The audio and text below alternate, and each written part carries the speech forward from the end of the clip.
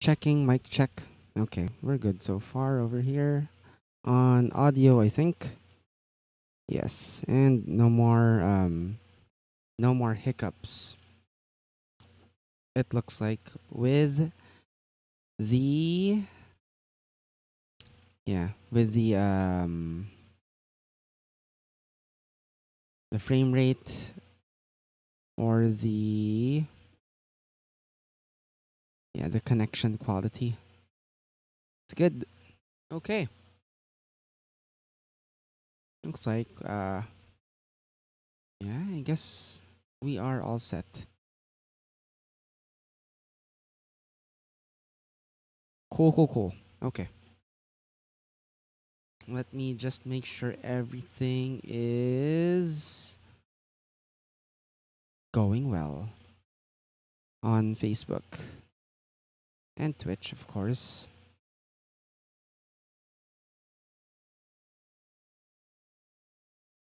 Oh,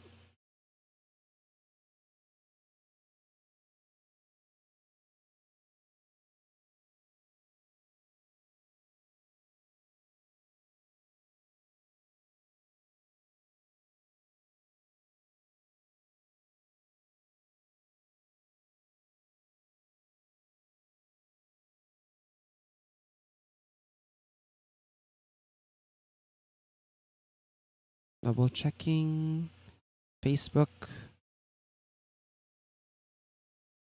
Yeah, it looks like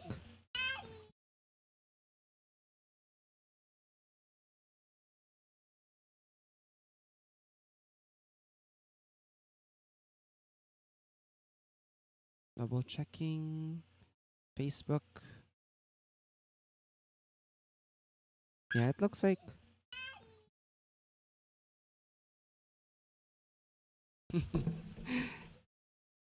I think it was a bad idea to give this little girl double checking a bunch of sweets.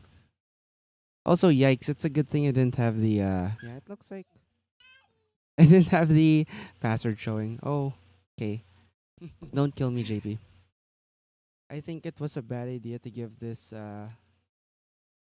little girl double checking a bunch of sweets.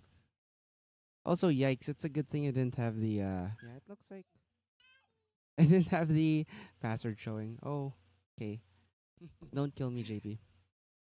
I think it was a bad idea to give this little Okay, let me girl kill the audio on Facebook. That's the audio test seems fine. All right, so today, for those of you who may not know, um, something wonderful happened over the weekend. Of course, it was session zero. So gamers and GMs had a convention, put together a convention, bringing together a whole bunch of local game designers, local tabletop RPG game designers, and I don't know. To my knowledge and recollection, like nothing of this scale of that scale had ever been done before. They brought together um what I think it was more than 15, or definitely more than a dozen tabletop game designers. Brought them over to Green Sun in Makati and had themselves a an epic gaming convention that highlighted some of not just some of like several of local of what we can offer here in the country in terms of role playing games, game design. Not just that, also a lot of accessories like Natural 20, who make dice, amazing dice. They were there. There was Briarwood Crafts. There were like awesome minis painters, stickers, misadventures is one of those. The tavern as well. Really, really awesome event. So much. There was so much to showcase. It was, and like my younger self would never have imagined something like that happening, and it was such a pleasure to be part of it. Um, yeah, so that happened over the weekend. I think a lot of us are still recovering from it. Just it's been it's been difficult to get off of that high. So one of the great things about session zero is that I mean one of the coolest things is that people are already talking about like what's gonna happen next year. You know what's your session zero wish list for next year? Um, the organizers and a lot of the other game designers were also saying that like you have a full head start for next year's session zero, and you know um, it's always been something of a ambition of mine to put out my own RPG. And yeah, because I like shooting myself in the foot like this, I thought I would stream at least part of the creation process. So this is career suicide. No, this is just I want to try this, and honestly streaming this um it's going to keep me honest. It's part of the commitment, right? So, you know, like if you're in our chat, if you are in our Discord servers, Discord server rather, and you see us uh, s- every week streaming about stuff, you can hold me accountable for my lack of progress here, just as you guys do already for when we do video game Wednesdays or table talk. So I thought, yeah, why the heck not? I'll give it a shot. Yes.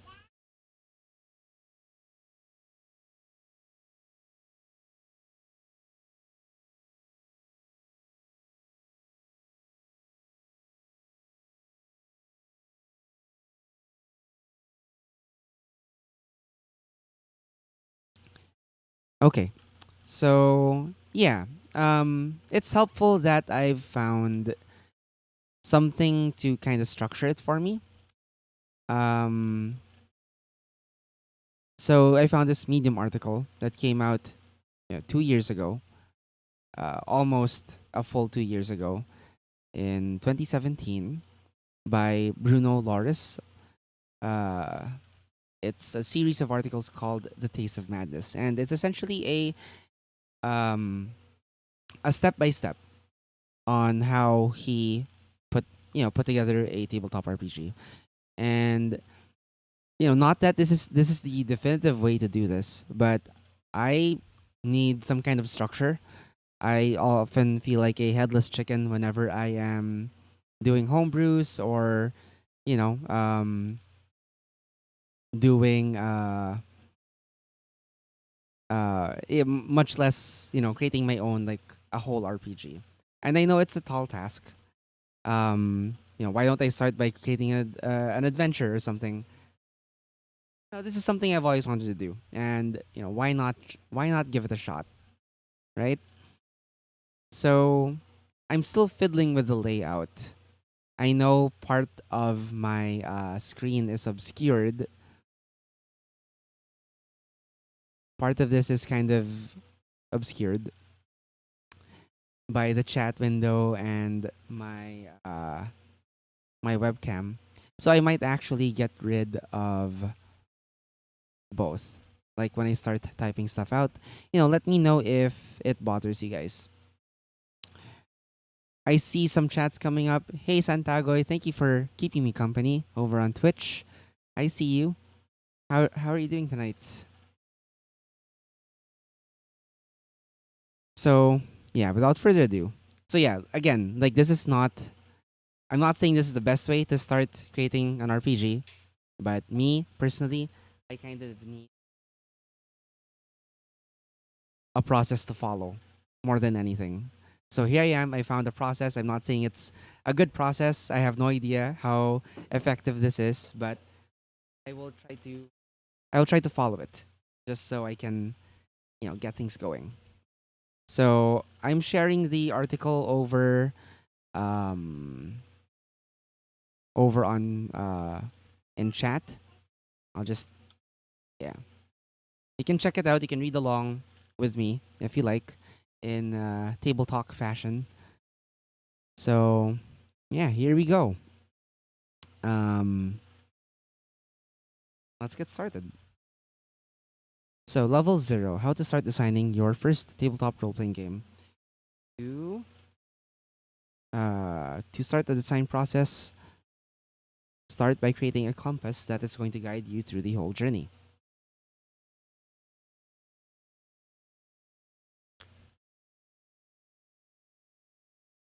That's so true. Indecision is the real enemy. I suffer from this so much. So hopefully we can keep him at bay. It at bay. So, all right. The problem with starting my own game design project is that I'm not 100% sure what to start with and what to do after that. Okay. So he has researched a lot. The amount of things to do is too much. It is really overwhelming. I don't know how you guys did it. Like the leading up to session 0, I had a round table. I streamed a series of round table discussions with the game. A lot of the game designers featured there. They were all very enlightening. These are people who are great at what they do, and I am starting off, yeah, having no clue at all. So this, and apparently, so is this guy. So it's not looking good. Creating mechanics, doing the writing, managing playtests, etc. Every game project is also unique. That makes it impossible to create a formula that everyone could use to create their game design. All right, great start. Yet the game has to be made, and nobody is going to do it in my stead, since I do not want the following to happen. Okay, I need to focus. Right now, indecision is the real enemy. Overwhelming possibilities. I agree. It's easy to allow oneself to become so anxious that one does not start at all. This is preaching to the choir, I swear. Who wrote it? It is Bruno Loris. I don't know who he is. Uh, Maybe it's a good idea to check Twitter. Oh, wait, nope. Just Twitter. Plain old Twitter. Let's see. Let's see if we can find a person named Bruno. No, Bruno Loris. Is he a game designer? I am not sure.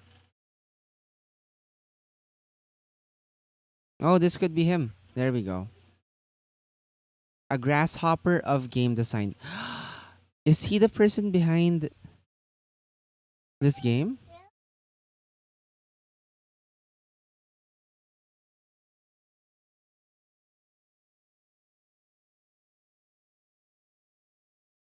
Hmm. I don't think. Yeah, I don't think he's designed any games. I know it sounds like a bad thing, but I feel like, like, why am I following this guy's advice? But I feel like we're in similar waters, you know. So I would like to, and for the sake of the stream, just trying out like this process. We'll power through. So he is someone who is a grasshopper of game design, and yeah, I think this is the only, or maybe this is the biggest article he's written so far. This Taste of Madness series on designing RPGs. So yeah, let's go through with it. So to avoid that, I have to allow myself to make baby steps first. To start small, it is better to pick the best idea I have at the moment and go with that. This is better rather than not doing anything at all or waiting for the ideal moment.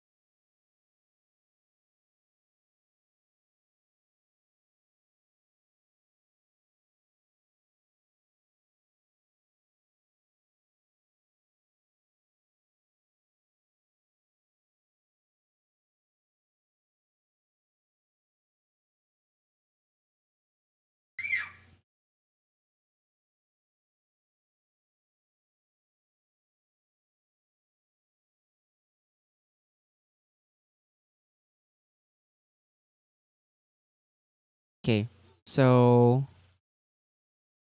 same guy, yeah, looks like it. So right now, yeah, indecision is the enemy. Success is more than doing one thing. There's lots of things to do to get where we want to go. Might as well start with something so that I can get to the next thing quicker. I wasn't stuck at work earlier. It was a bit of miscommunication between me and JP. So my schedules are basically I start work at 5 a.m. and end work at 1:30. I think when we talked last night about streaming, I said I was available to stream Wednesday night and but like on Mondays I can stream at noon. So I can understand like how that might have gotten mixed up. Maybe JP, thought that I meant I was also available noontime tomorrow. Rather noontime today. Um, but yeah, I was at work and like at work I can't have my phone with me, so I wasn't able to reply to his messages. Honestly, I thought we were gonna stream together tonight, but yeah, I guess yeah, like on Wednesdays, like we're really gonna be streaming at different times. Him at noon, and me after dinner. So yeah, Mondays are the best we can hope for to stream together. So I guess that means the Baldur's Gate, unless like he's free in the evenings as well. Yeah, the Baldur's Gate streams are on might be yeah stuck in a rut because like I don't want to play Baldur's Gate by myself. So yeah, yeah. Part of the reason I even chose Baldur's Gate in the first place was because JP had never played them, and I really wanted to introduce the game to him. Luckily he's been enjoying it so far, but yeah, I don't want to play Baldur's Gate without him. So maybe that's why I'm trying this out tonight. Hopefully this can be a series that is interesting and rewarding, and I will honestly need your help, you guys, because you know I am a noob at this, and you guys are already putting out games. So yes, please help. I would appreciate very much advice. So here we go. Um, uh, what is this? Alright, let's check out this video sent by Santagoy. This us too? Oh, the fox and the hound. I can't play that. We'll get a copyright strike or muted audio on the stream again. But thank you. Yeah, we miss each other. That's why it was so nice to stream together last Sunday at session 0. Anyway, let's get back to taking this first step. Um all right, so let's see what he has to say. There's no bigger failure than not starting at all. The very first step then should be to pick an idea I can work towards. It is very easy for me to wake up and be like, I'm going to make a horror game. It's going to change people's lives, but what does all that high concept fluff mean? I need to be more specific about what I'm going to be working towards. Okay. And all right, we'll start by creating a compass. So essentially, yeah, a high concept document, I guess, to kind of guide us through creating the game. Keep us on track, yeah. Keep us from drifting off course with our original vision. One of the things that came up, like in the game designer roundtables, the last one was that it's important to kind of, like accept feedback, but um, you know, you need to kind of stay true to your vision too, and accomplish that. According to one of the game designers, I think it was Marc Season who said it. From Megalodon Games. Um, yeah, like I think the analogy was that, or the hypothetical situation is that, yeah, let's say you're creating a horror game, and someone wants more, unicorns and magic ponies in it. It's not really like gonna line up. So yeah, you kind of need to know which feedback to value as well. So okay, yeah, game design is a very dynamic endeavor. Come up with an idea, make it into a prototype, then playtest, and keep iterating and improving on that. Rinse and repeat. Okay. Until you have something that works. And that can be hard. Every time a prototype doesn't work out, it can feel like a failure. But yeah, don't get attached to ideas because they may not end up working. So yeah, the compass is what will keep us true to the vision that we want to create. So thanks to the compass, I will always be able to test whether I am moving in the right direction. What I still need to do is get myself one step closer to my goal and to set the ship back on its right course. So, how do we create our compass? So, he lists a couple of tools. One is Jared Sorensen's famous the big three questions. Right. This is a blog called an RPG blog called Socratic Design. Interesting.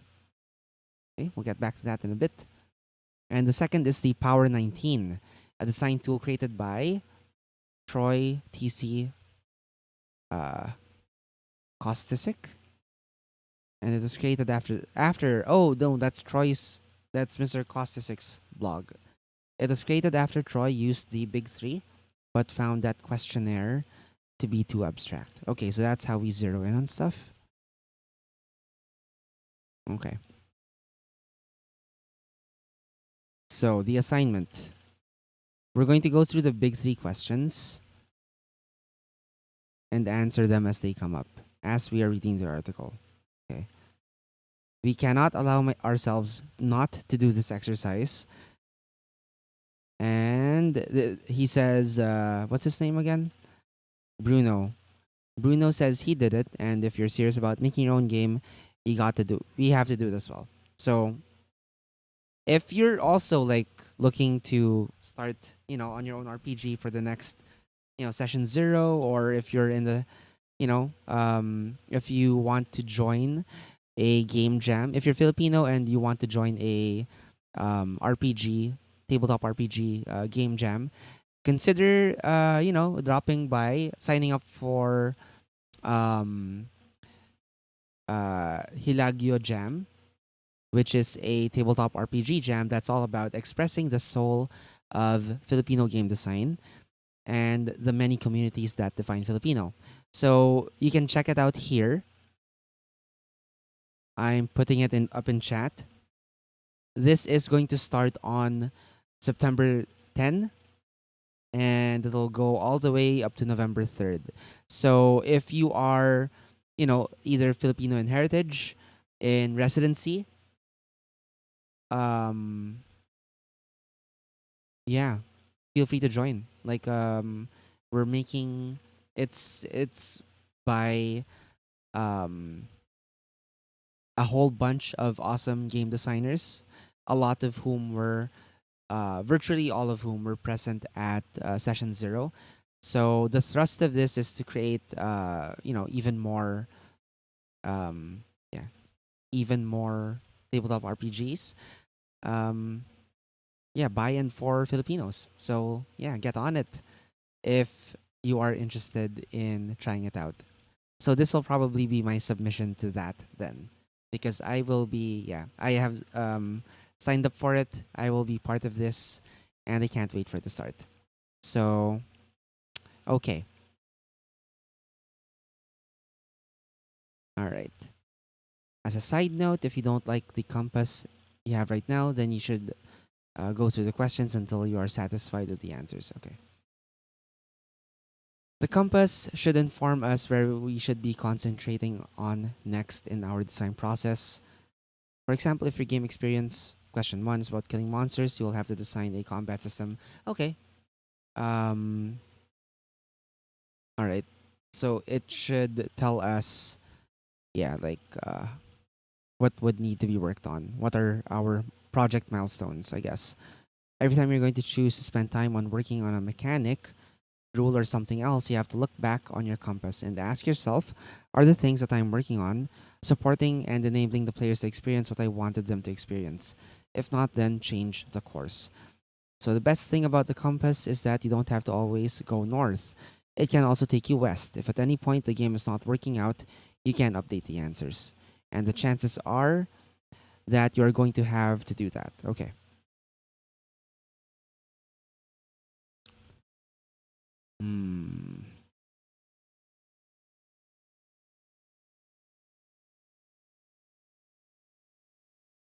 All right, we'll go to the Power 19 later. I feel like this is a ton of stuff um, that I'm not prepared to answer.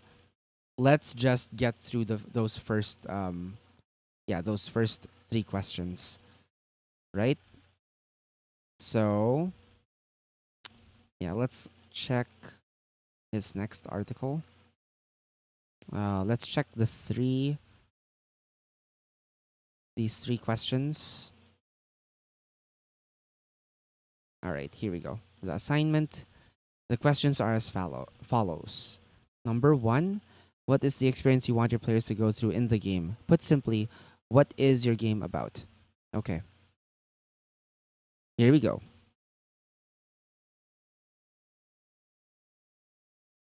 So what is my game about?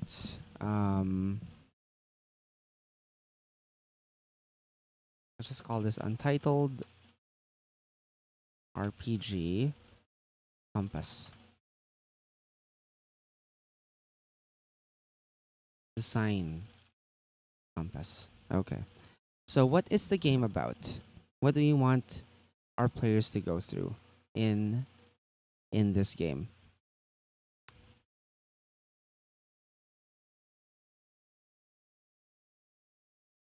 I think I ought to move this slightly. Or I think I'm going to disable my webcam for a bit.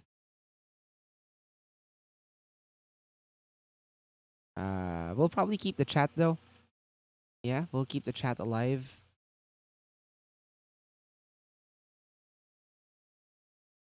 Um, Here we go. Widgets. Webcam 1.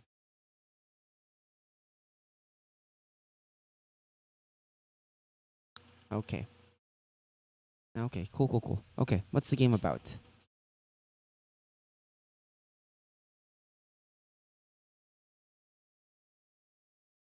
Your game can be about the fight between good and evil, hope and despair, or illustrating power and how far a person is willing to go for it. Okay, so what's the thing the players are going to talk about while playing the game? You don't have to describe your game in detail.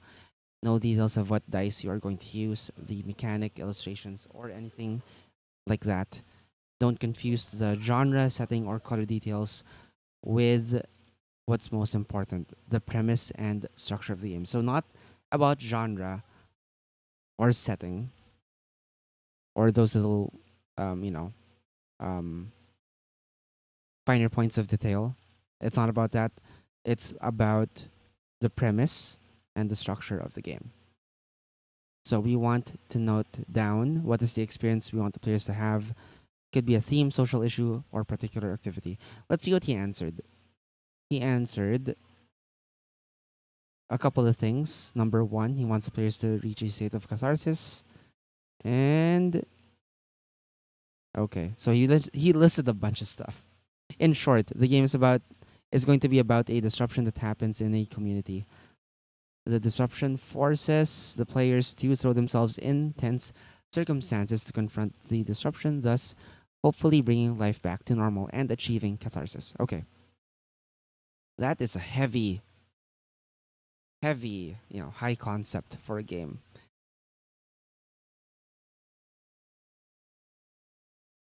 Let's try and follow the same footsteps. Let's put things in bullets.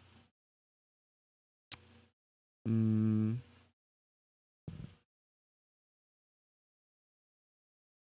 okay, what do you want the players to go through in the game?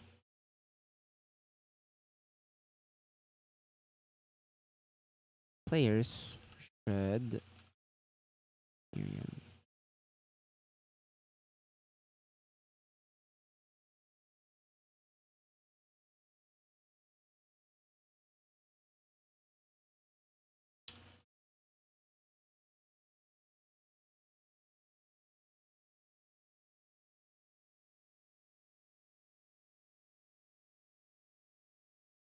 All right. So what was it again?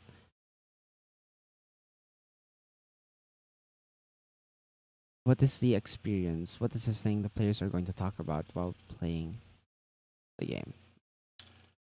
I want the let's answer it in that fashion. Players are going to talk about um so the game I have in my mind,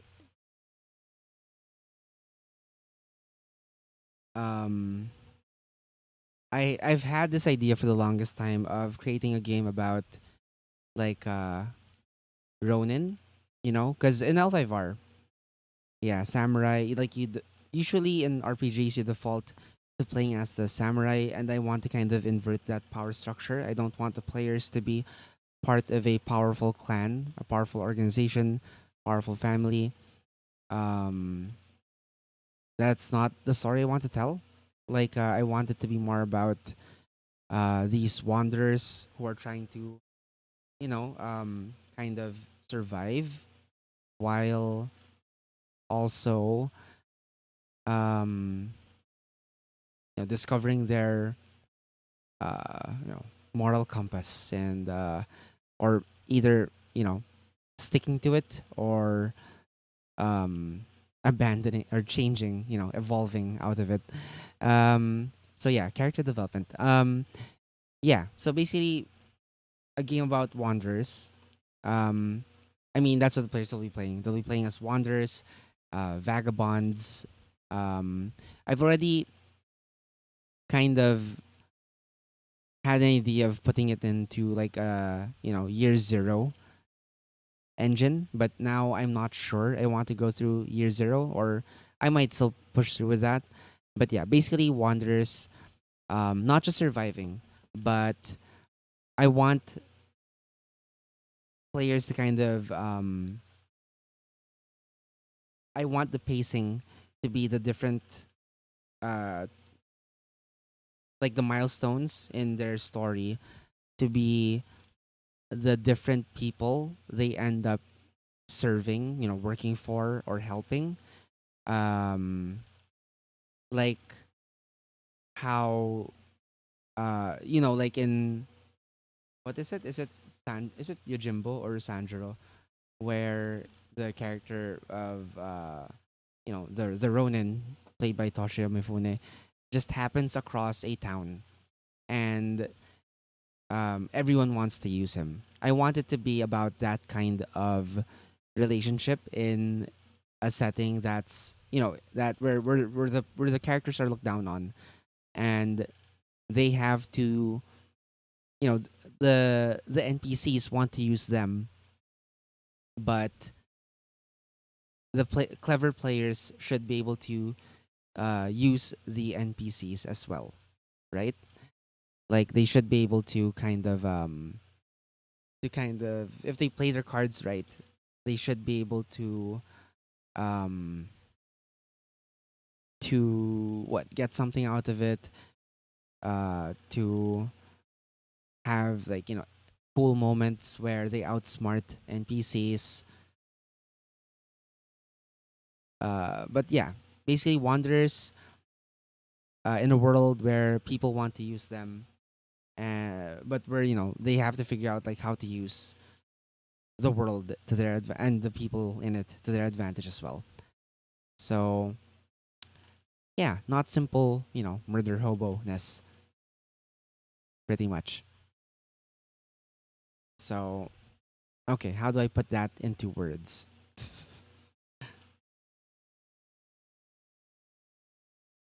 Players are going to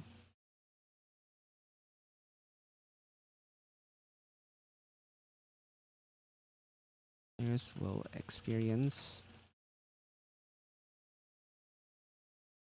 um,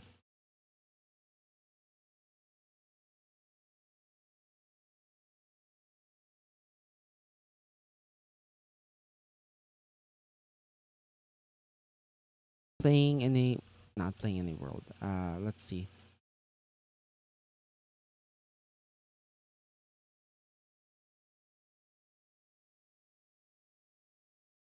What is the word I'm looking for?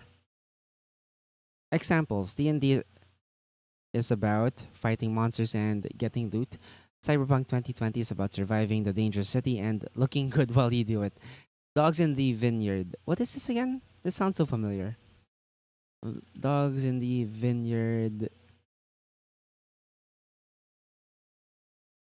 Oh, interesting.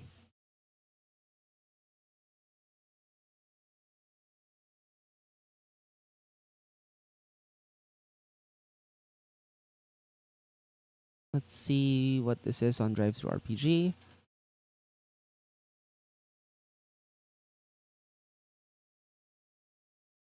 Interesting. Okay, so it's about the loosely based on the history of the Mormons. Okay, it's kind of similar, morality in the face of adversity, but that's not so much actually what I'm about. It's more on um, cleverness in the face of avarice, I guess. I don't know. Um, the answer should never be one word. Aim for no less than two sentences. Concentrate the answer on what the characters are going to do.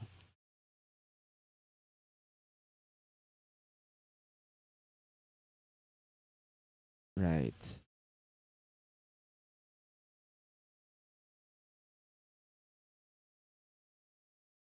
Okay. Let's try it.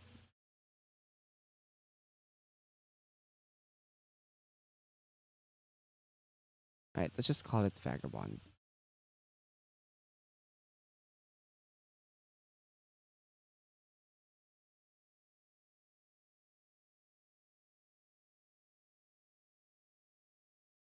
Vagabond is about um er,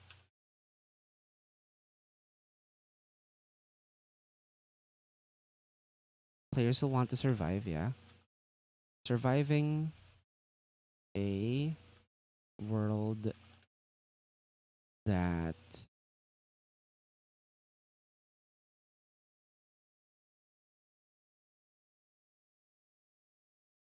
and it's about surviving an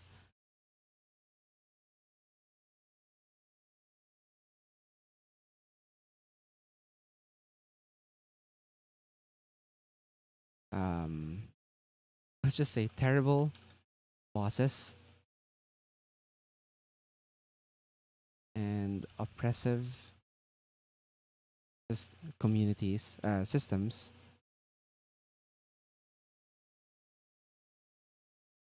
um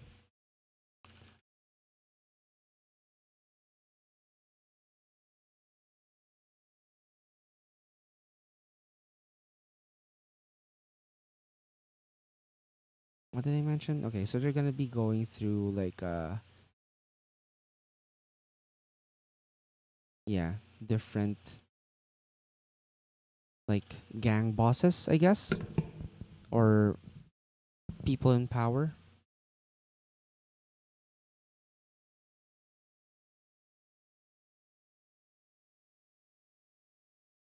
terrible bosses and uh, terrible.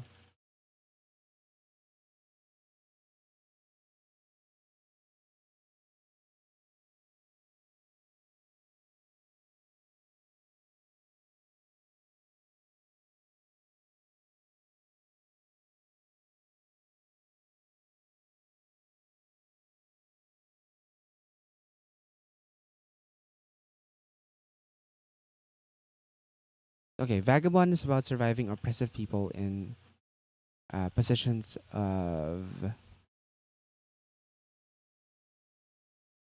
power that hope to use the characters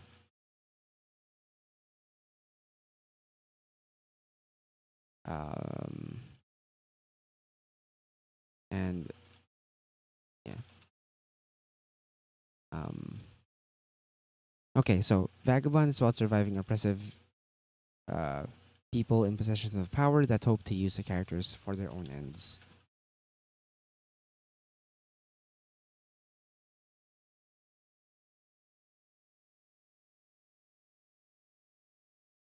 Um,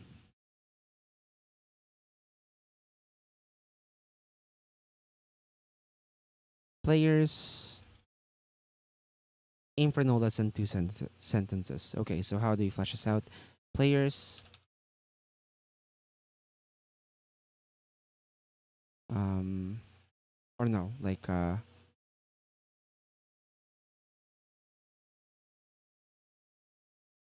these wanderers go from. So I want things to escalate too, right? Like to build up to some kind of um epic conclusion to their story. And then the cycle kind of repeats itself. That's the idea I'm trying to go with. So, things escalate. Um, Things usually get worse. Maybe there might be, I can imagine like there might be a reprieve or two, but yeah, for the most part, um, there is an endless cascade of hotter and hotter frying pans before they finally make it to the fire. These wanderers go from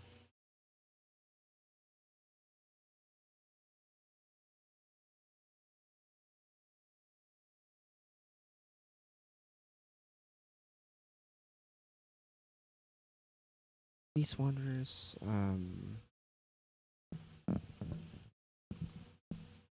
must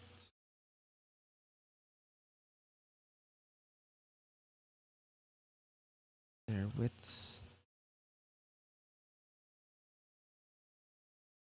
Let's just wits are valuable.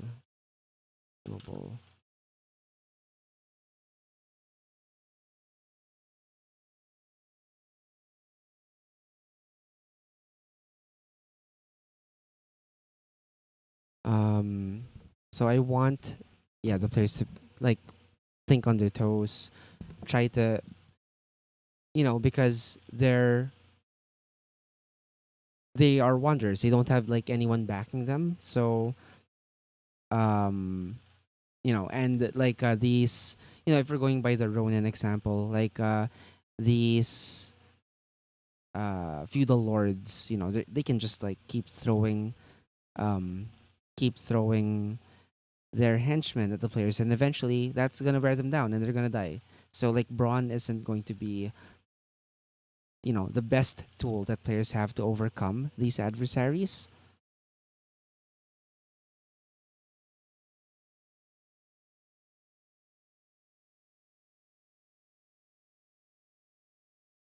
And yeah, stuff just gets worse and worse. I'm gonna um put the chat aside because yeah, it's not too busy anyway. Plus, you know, like yeah, if it I'll be responding to stuff in the chat rooms anyway. Actually, let me just check how Twitch is doing. If we have any alerts and stuff like that. All right, I think we're good. Activity feed. Okay, cool.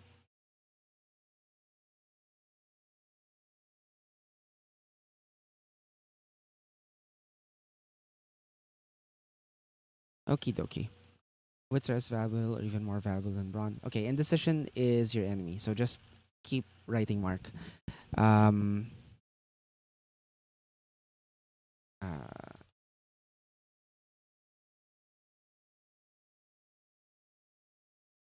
wits are more valuable, are as valuable or even more than brawn. Games? Okay, no.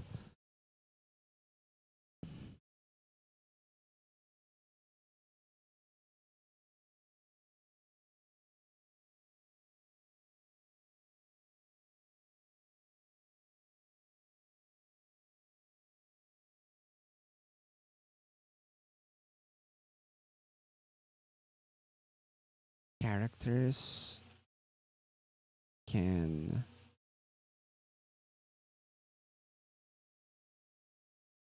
clever players can flip the situation and use these adversaries uh, for their own ends. Okay.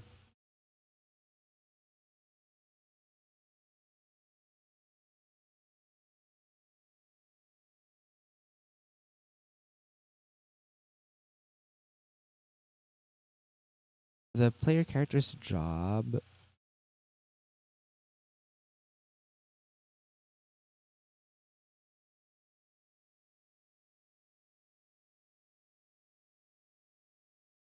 Okay, so how do things?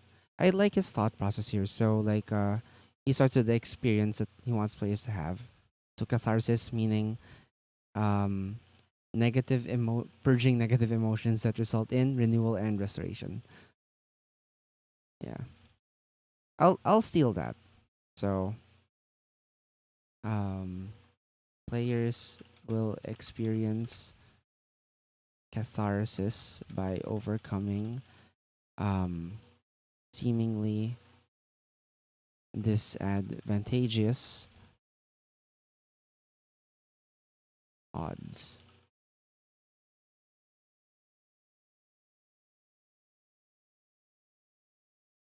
Okay.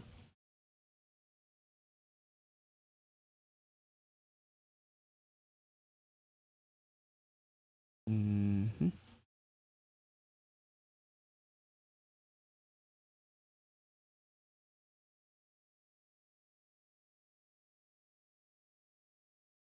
I'll steal that.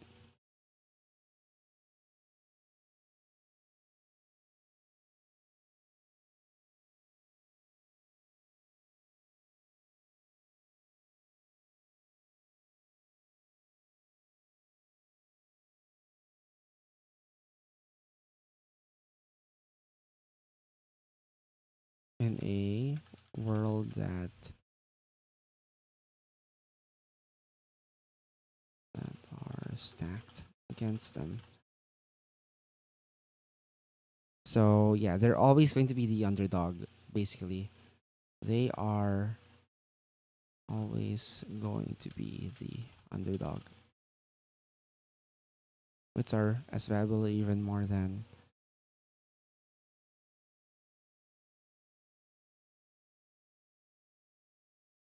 um okay, so what happens when things go wrong, essentially?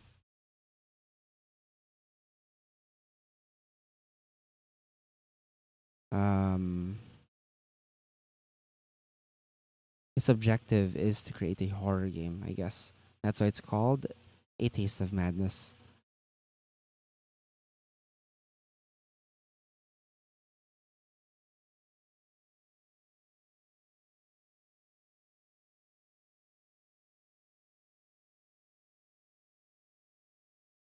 Tension isn't necessarily a thing. Well, I mean, there's always, tension in games, most RPGs, because they are, games of chance as much as, storytelling, or even, skill, right? So I don't feel like I need to call that out specifically in the design, though, in this, like, design compass.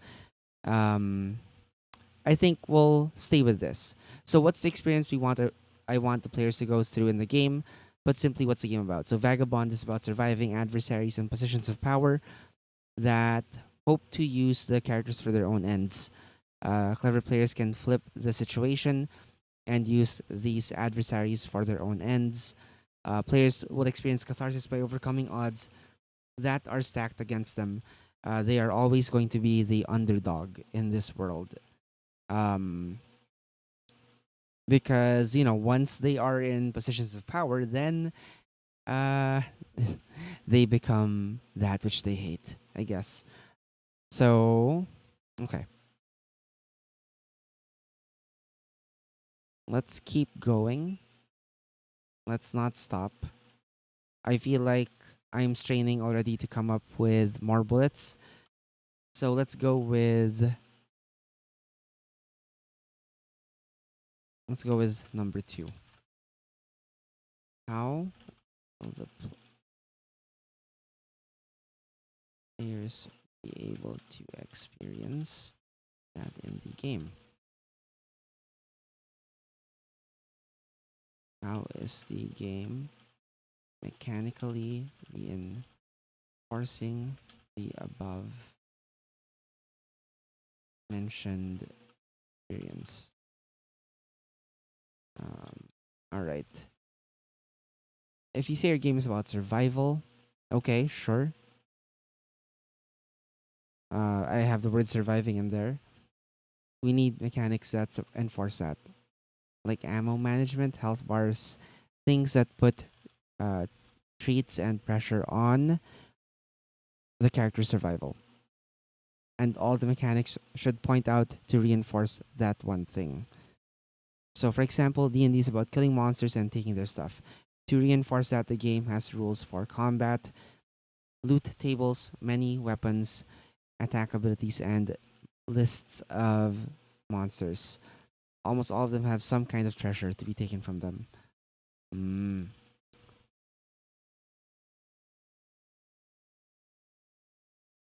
Okay.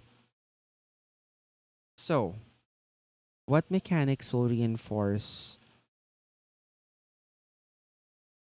Okay, so instead of monster lists, um, A means for generating uh, powerful adversaries and their organizations that um, goals. Let's call this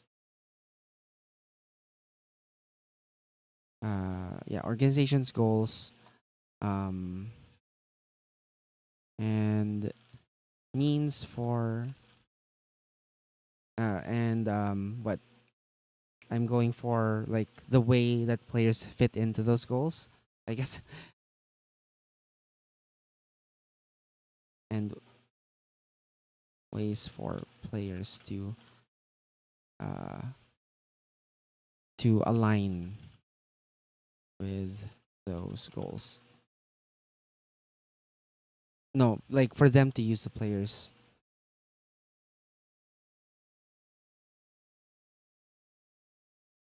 Okay.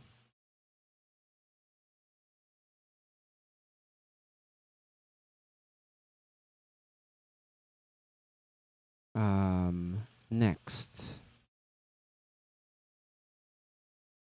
what else do we need?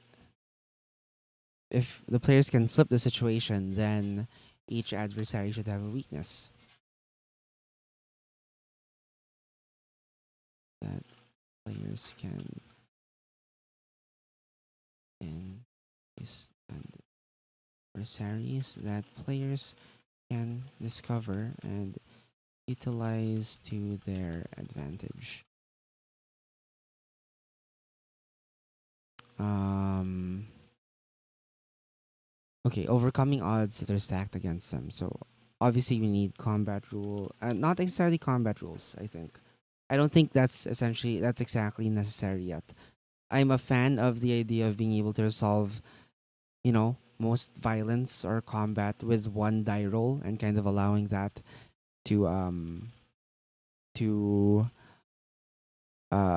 represent like the entire combat. Like if you can use like one roll to complete a whole conversation, like players haggling down prices, for example. I feel like you should be able to do the same with combat, or at least I'd like to explore that idea, the idea of being able to do that. So okay. um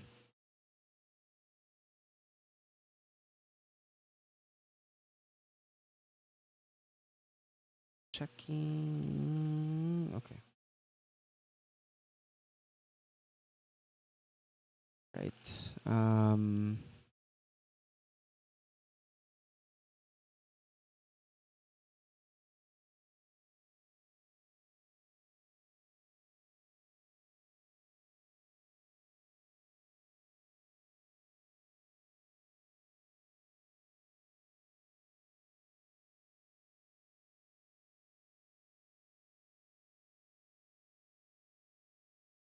Okay. So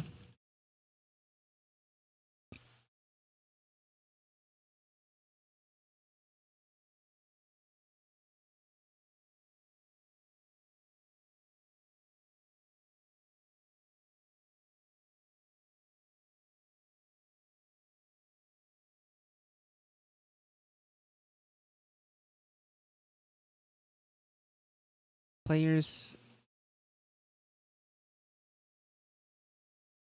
characters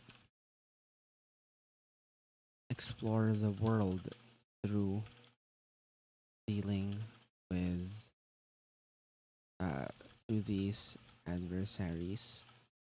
Highlight um, what's wrong with it. I think that's important. Characters explore the world through these adversaries who highlight what's wrong with it. Uh, Conversely, the characters can represent what is right uh, in the manner that they deal with with these enemies, or at least shades of gray.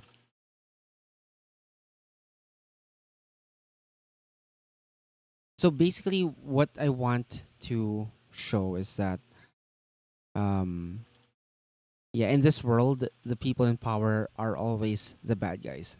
Like ultimately, they are always the bad guys in this world. Like, really just thinking of, you know, the experience of playing as Ronin based on the Kurosawa movies, but it could be anything. So like, like the peasant that betrays you. It's not because the peasant is evil. Maybe he is, but ultimately the greater evil is that, he was bribed by, um by his feudal lord, or threatened by his feudal lord to, upon because they have his family hostage, right? So that is the idea I'm going for with this. So I think that deserves its own bullet. So okay, wow, there's a lot of sentences here now. Vagabond is about surviving adversaries in positions of power, or let's just say powerful adversaries that hope to use the characters for their own ends. Clever players can flip the. Let's move that somewhere else. Characters explore the world through these adversaries who highlight what's wrong with it. Conversely, the characters can represent what is right in the manner that they deal with,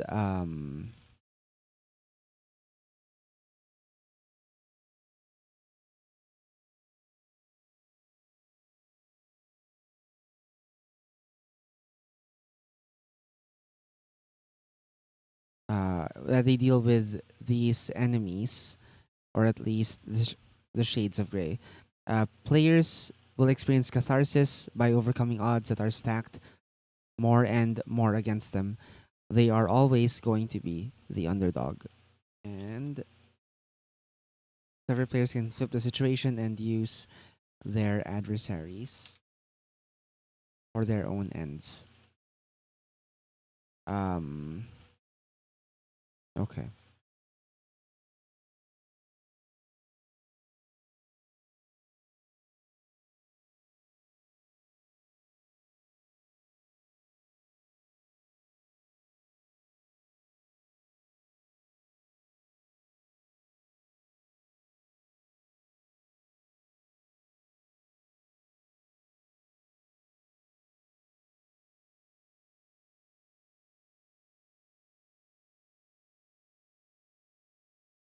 Let's see.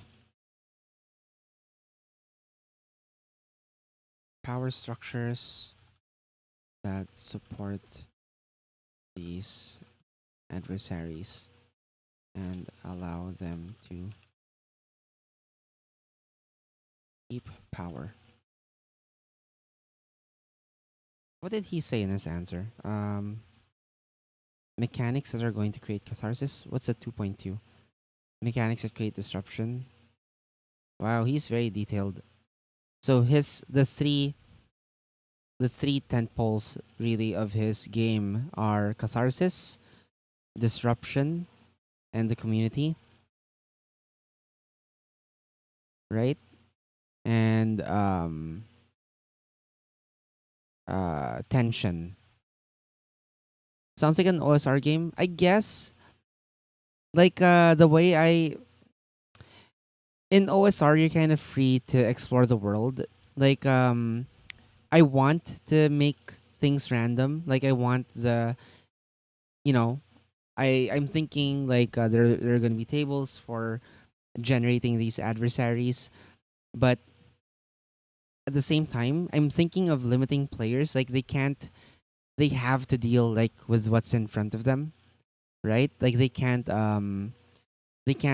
It's not easy for them to skip town, right? Because there's a contract, and it's easy enough for the adversary for even their temporary employer to track them down and kill them. Like they have to deal with this bad guy before moving on to the next bad guy. That is like how I'm thinking of it. Like not so much, um, you know, not West Marches where you can leave the dungeon if you find it's too high level or too difficult or you're ill equipped to deal with it.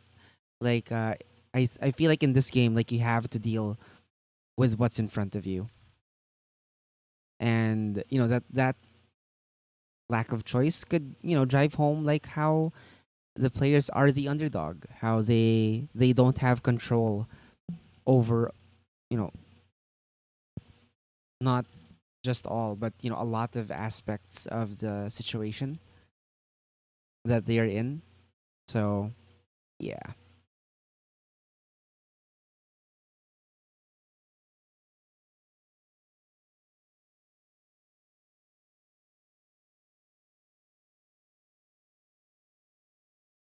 Does this sound like Sea of Leaves? I haven't really gone through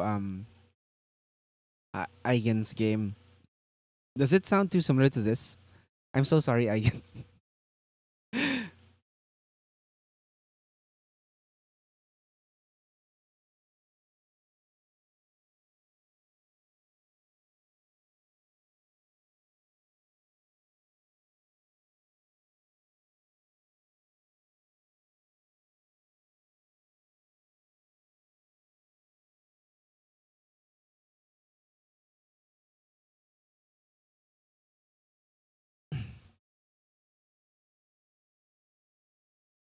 But anyway, yeah, like I'm thinking of not making this, strictly Ronin. Like I know that's what I'm drawing from, but like Kurosawa is what I'm drawing from, but I'm not really familiar with the um with Japanese medieval culture and whatever and politics. So I'm not even gonna touch that. I'm just gonna keep things like vague on that end, on the setting end. Really, like what I'm gonna be focusing on are the stories you can tell about, vagabonds, like these wanderers, skilled wanderers who have to deal with this kind of bullshit. So okay.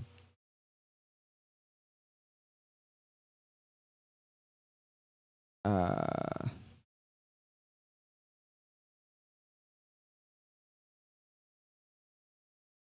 okay. I guess we can break it down. Okay. So the tenets of our game are: there are powerful adversaries. There is a world with a lot that is wrong with it. I guess you can merge that into one thing. So, okay. Catharsis, right? Mechanics for catharsis. Um,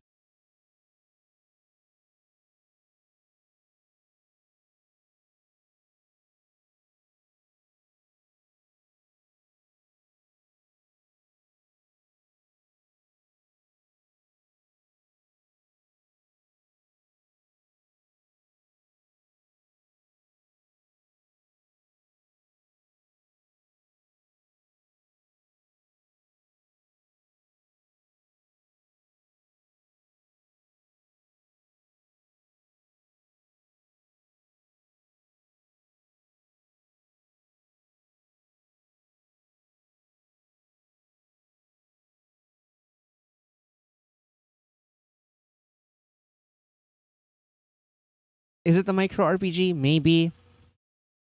I have a feeling that I want to yeah, like probably right now. Yeah, sure. It's a micro RPG. But I kind of also want to be able to expand it in the future. It's one of my goals to eventually use the Year Zero engine.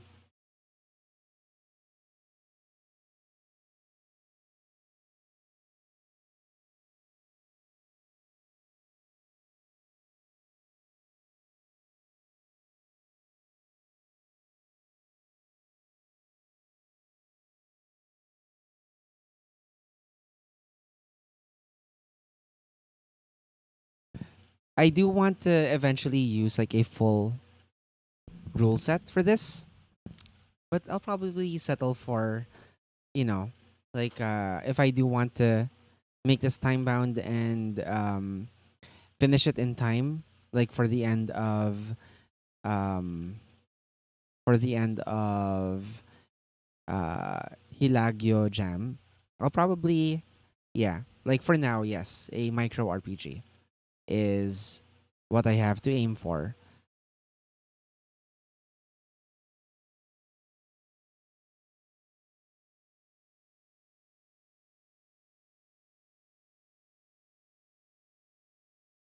Okay. Power structures that support these adversaries and allow them to keep power. Um hmm. Yeah, let's structure it the same way. We're gonna go with a numbered list.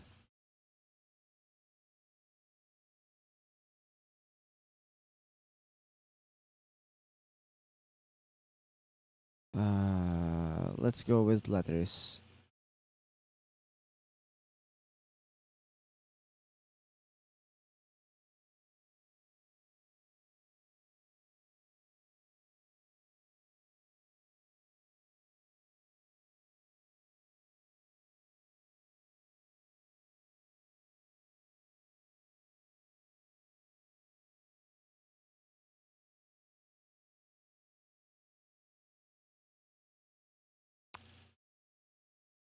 Okay.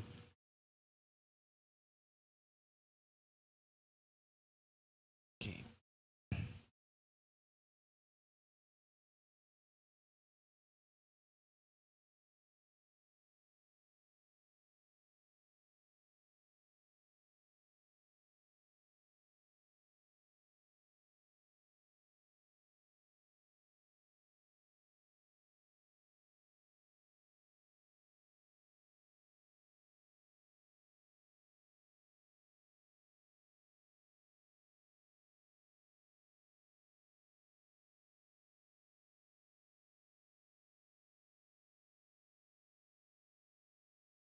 All right. So I've edited this a bit.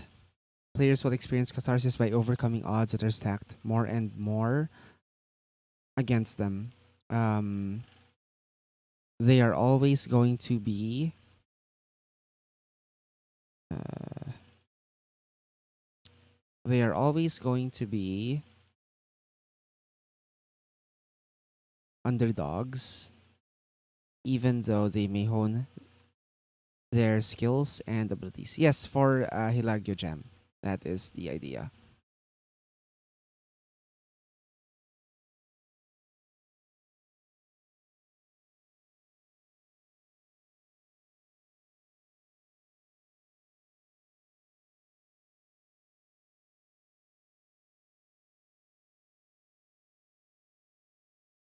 I am probably gonna move this over to the other side. There we go. This one I'm gonna there. There, that seems better. Okay.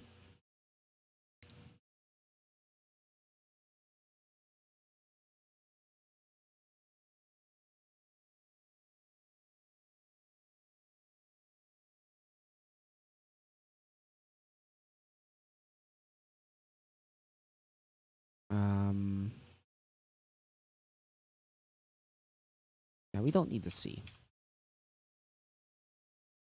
It's going to be pretty simple. It's really about the characters. Um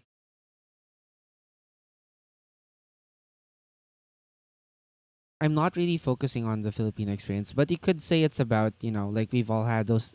Part of the inspiration is like I had a string of terrible bosses. Like I'm not really looking to represent the Filipino culture or like the Filipino experience. I don't want to say that it's a core tenet of the Filipino experience to be oppressed. Though a lot of us may experience it. I know that I'm aware of like my privilege. That despite whatever oppression I feel, a lot of people have it a lot harder than me. So I'm not even gonna touch on that. Um, but what I do want to kind of focus on is uh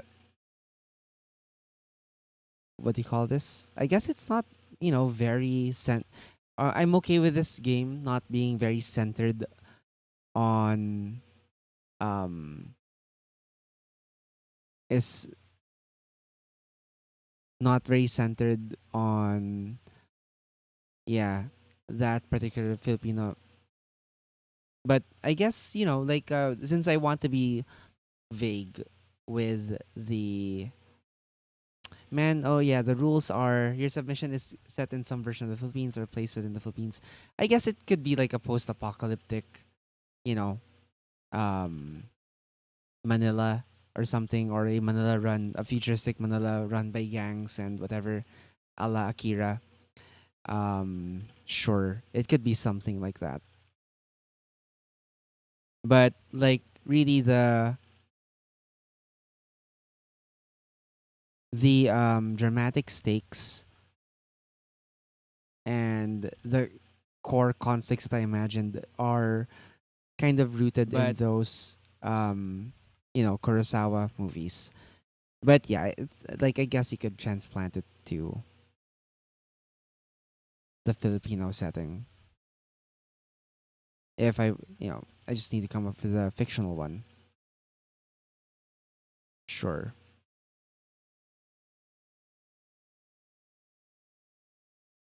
I kind of forgot about that part about Hilagyo Jam. Thank you for reminding me, actually.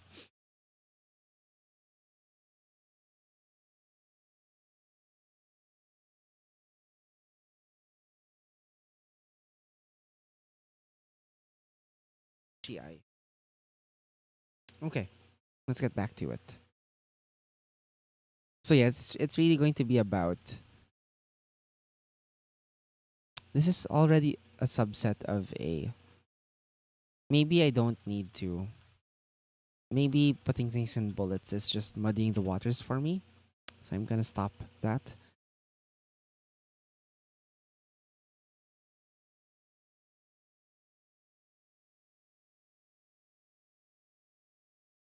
Okay. Vagabond is about surviving powerful adversaries that hope to use the characters for their own ends. Characters explore the world through these adversaries who highlight um, what's wrong with it. Conversely, the characters can represent hope for the world in the manner that they overcome these enemies. Players that experience catharsis by overcoming odds that are stacked more and more against them, um, they are always going to be the underdog, even though they may uh, hone their cool skills and abilities. So, how will the players be able to experience that in the game?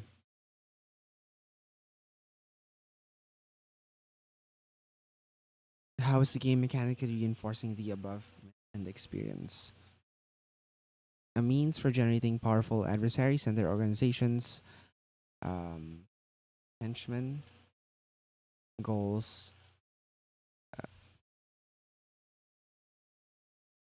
victims, and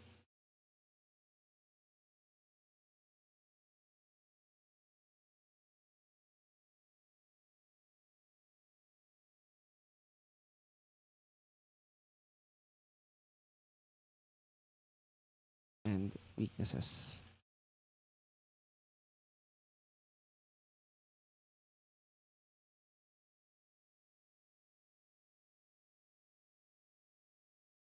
Okay, so I think that sums it up a lot better. So, a means for generating powerful adversaries and their organizations, goals, um,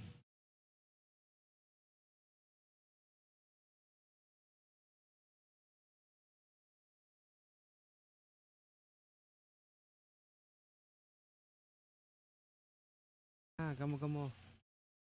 Wait,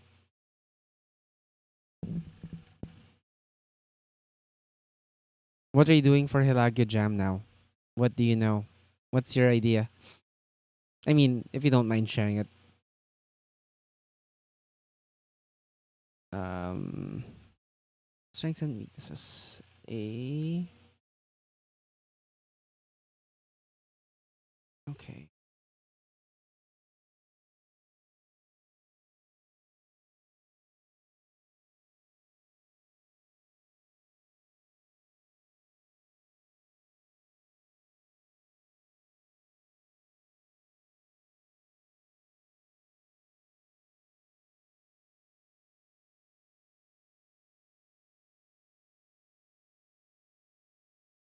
Wow, I like how he breaks this down. So catharsis is connected to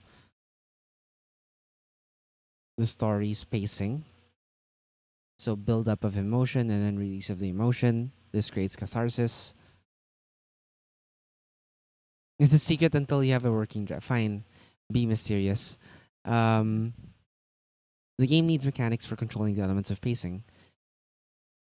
Wow, can I actually Google what the elements of pacing are? Pattern, symmetry, flow, and timing.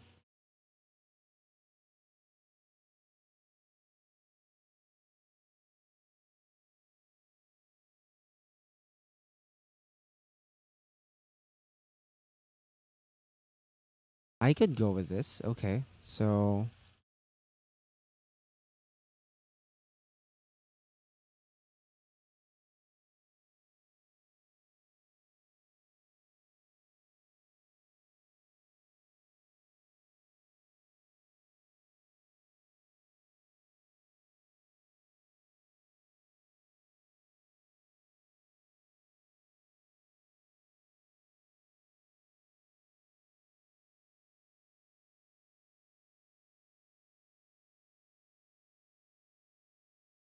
these are okay. Okay. Um,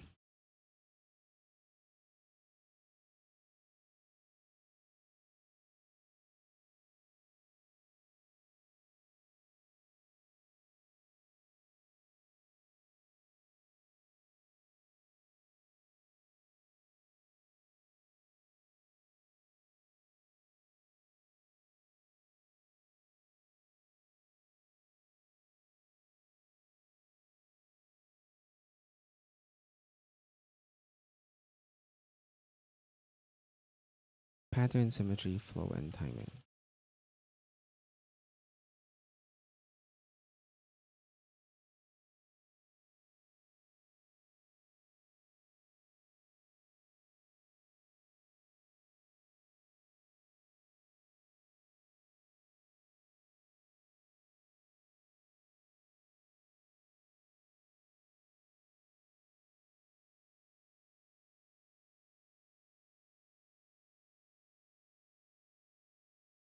Let's see what else. What other ideas we can gather about pacing?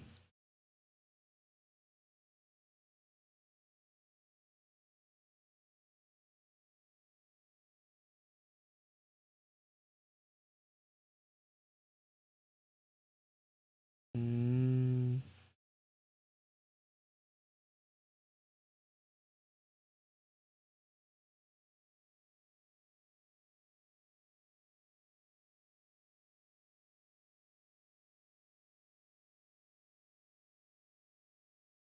okay. Interesting.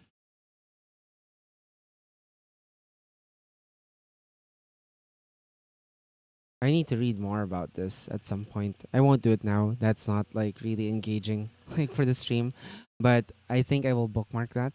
I'll keep that tab. Principles of pacing. That seems like a good, the like a overview for any dungeon master to read.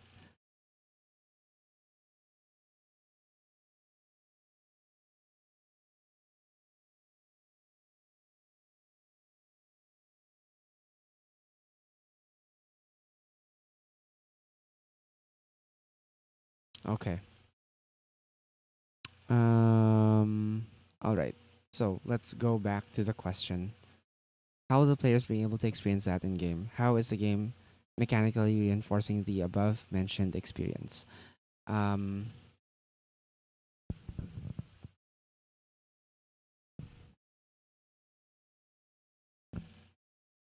A resolution system that allows players to beat the odds or tip them, at least give them a fighting chance to uh, defeat their more powerful foes. All right. I think that's a good one because we have established that the players are always going to be the underdog.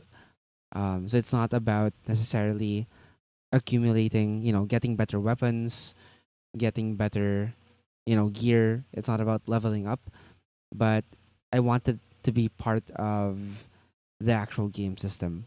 Like they have to perform actions that will allow them to beat the odds. Like they could have, the most epic, powerful sword as an item, but ultimately they're gonna get, beaten down. They're only one person, and it's by working together, or at least, if there's like only a few players at the table, it's by working smart and strategizing that they'll be able to, deal with these powerful adversaries.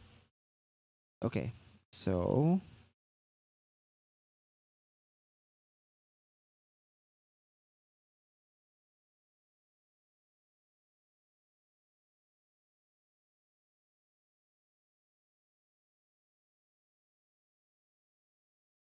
NPCs that present victims of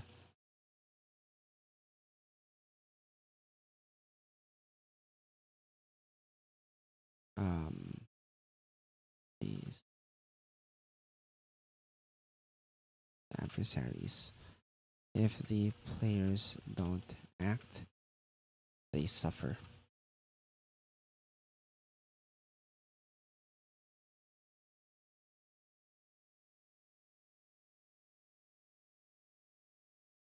Hey, welcome to the stream, Rachel. Thank you for tuning in on Facebook. It's good to see you again. E. Is that E or eh? Okay. Um,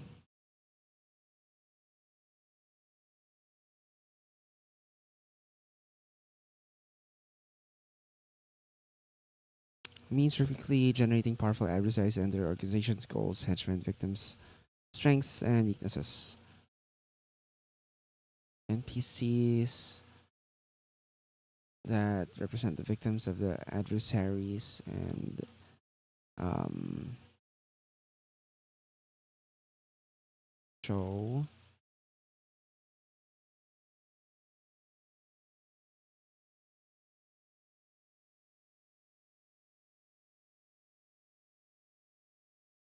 um,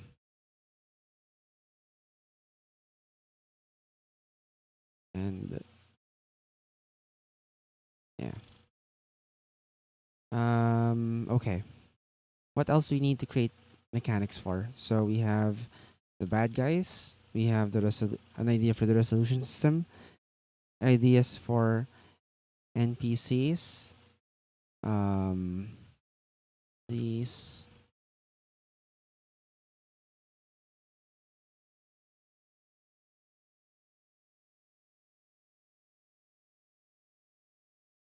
Oh, that's already. I guess that's already part of the first bullet, no? NPCs that represent the victims. That's already there. Henchmen too. Um, hmm. What else? Uh, characters that.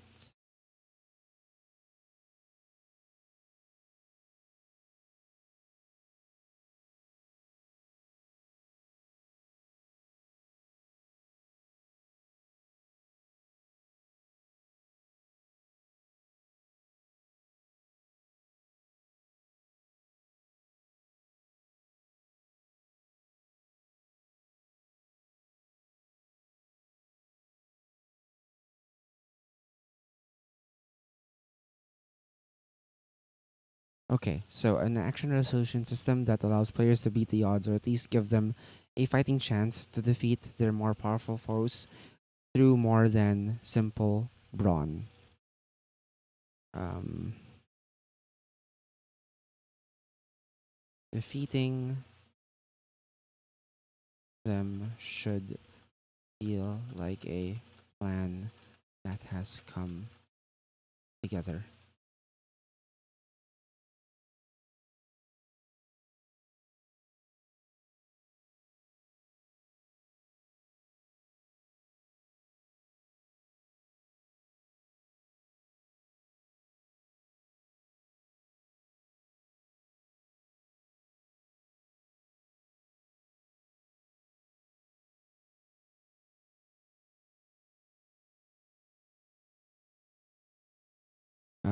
What else? What else? What else? What else?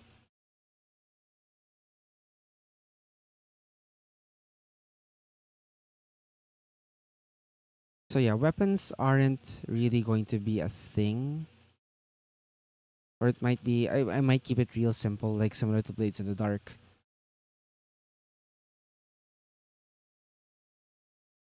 The basically the focus isn't really combat. Mm,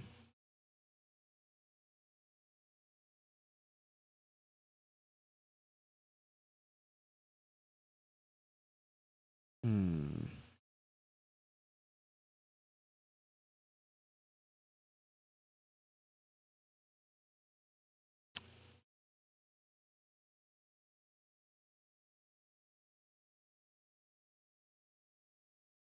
A okay, so missions that represent what the adversary is having the players do.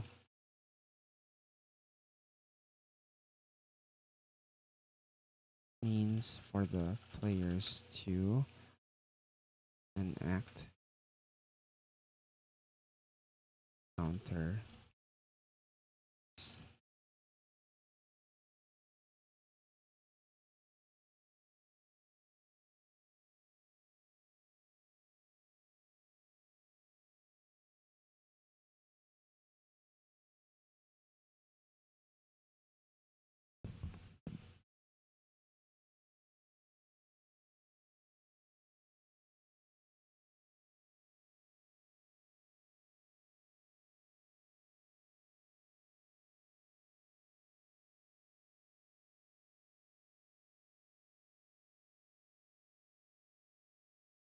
Okay, a means for quickly let's say quickly, just for generating. Okay, let's say quickly, since it might be a mini RPG. A means for quickly generating powerful adversaries and their organizations, goals, henchmen, victims, strengths, and weaknesses. Missions that represent what the adversary is having players do. Means for the players to enact counter plots. Let's move this up. And means for the players to hatch their own counter plots. Uh,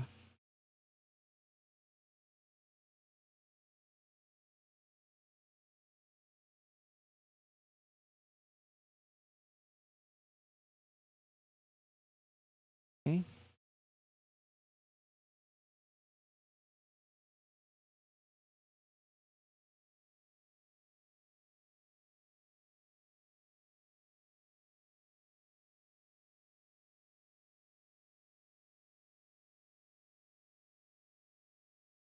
What else? What else? What else? What else?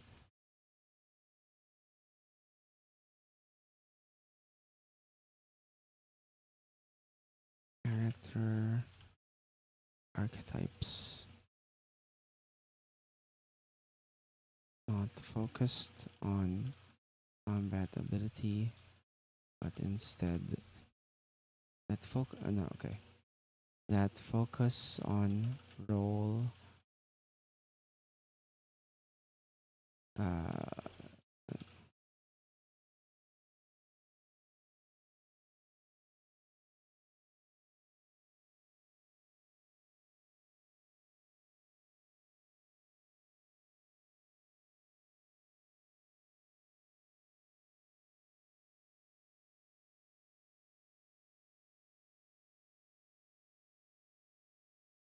to their roles in character archetypes that classify characters according to skill, but also according to their roles in the all this player. Let's be specific. Player character archetypes that classify characters according to skill, but also according to their roles uh, in the. Why is this important? Why do I want them to have roles in the group dynamic? And what I'm thinking of is more on, things like things like uh how you have like the lighthearted one, the leader, the the comic relief, the stoic outcast, things like that. Like, why do I? Is it just because it's in Seven Samurai? um, hmm. Is this important? Maybe not. Maybe I should just leave this out first.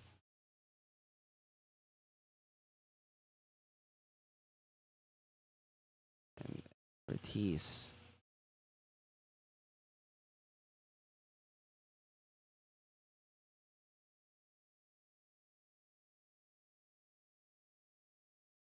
Okay.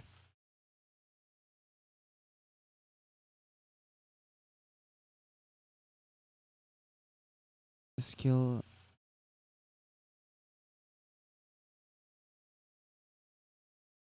expertise, and maybe moral outlook, because that determines how they deal, you know, with the powerful adversary. I don't know. I'll leave it in there just in case I can make something out of it later. What is the reward punishment structure that you are going to put in the game to encourage players to go through that experience? And how will you motivate the players to interact or use the above mentioned mechanics? For example, so a good way, okay. D&D rewards you by giving experience points. You can use these points to upgrade your characters. You can kill bigger things and get better stuff. Rinse and repeat. Let's see, what did he do for his?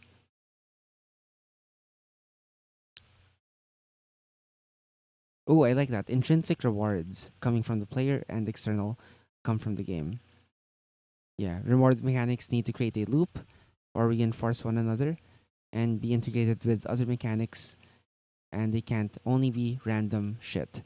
Meaning that one reward should motivate the players to use the already established mechanics over and over again. All right, sure. Let's type the question out.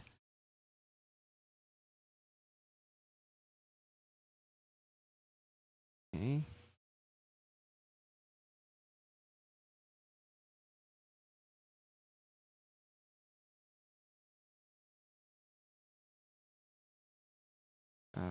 Three. What is the reward punishment structure that you are going to put aim to encourage players to go?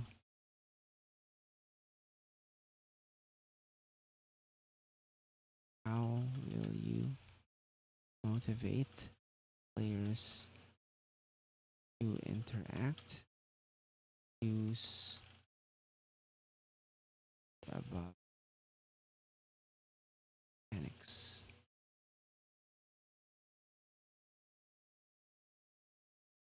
Okay. Let's see. What did he do? Okay, just went through. I agree that rewards should be, intrinsic, um, coming from the player, and external, coming from the game. So let's just set down intrinsic, uh, come from the player, external from the game. All right. Uh,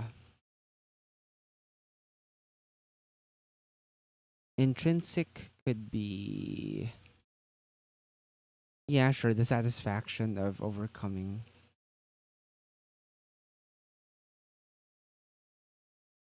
more powerful.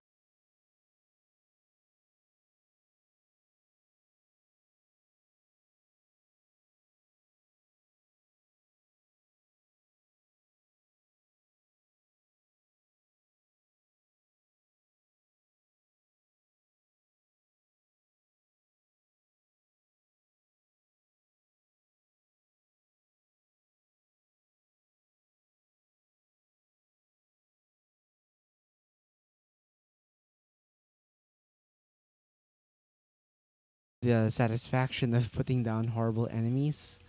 Um,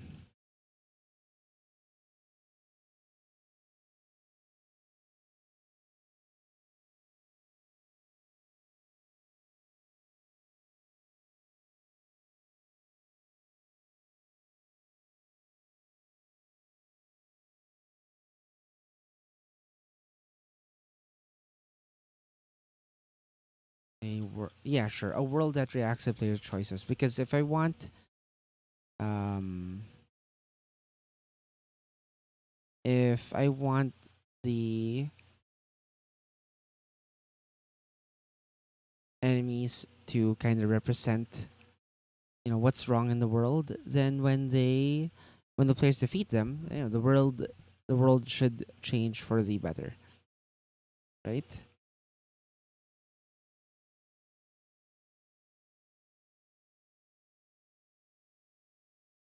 That,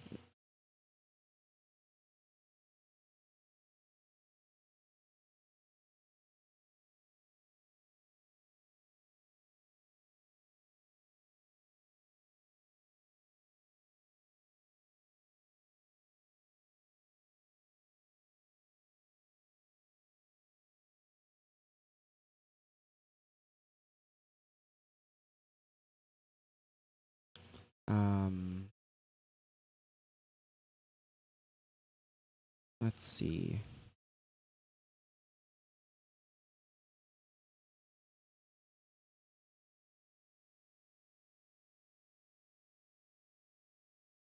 A world that reacts to player choices that carry on through. game sessions.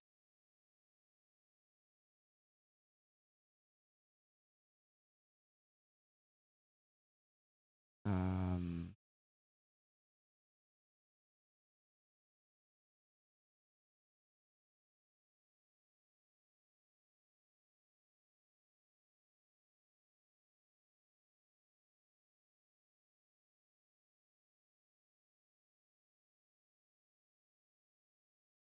um, okay.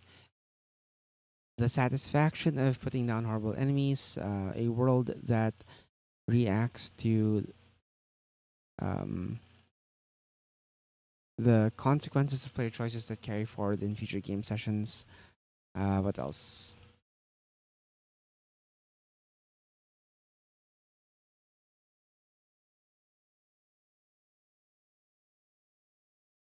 And helping down.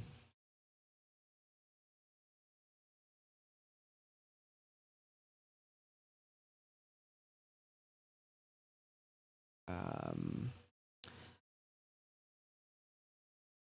what else?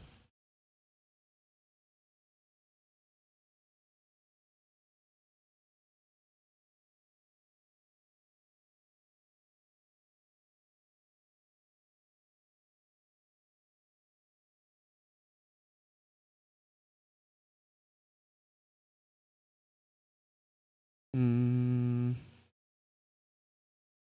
okay. Character advancement. Yeah, like I said, like loot isn't going to be important in this game probably, but I think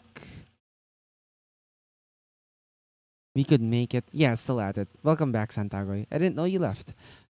Um, yeah. So character advancement. Uh,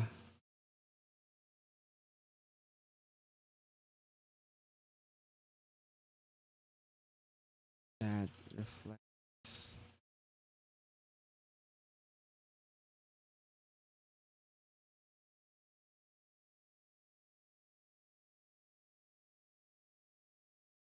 Hmm.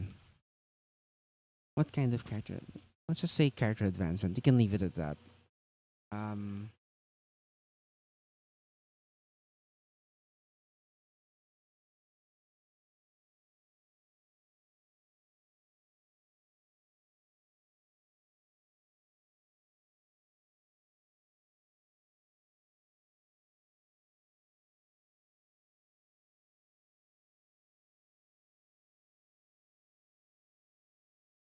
character advancement.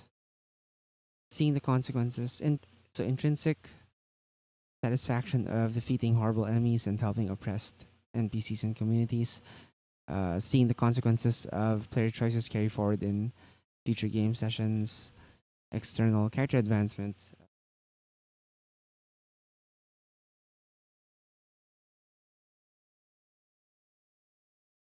The next NPC.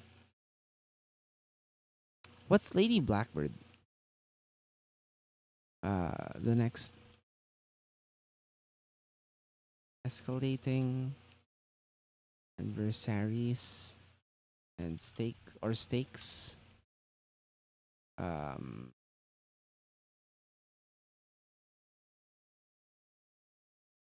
hmm. Character advancement, escalating adversaries and stakes. Uh, let's see.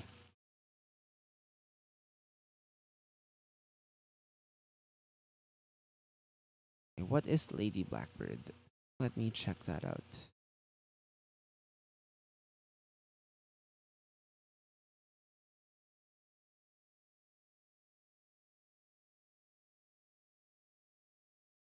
What is? It's an adventure module. For what system?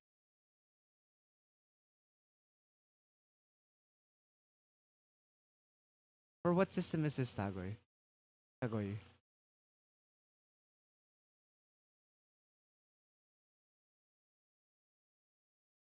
Okay.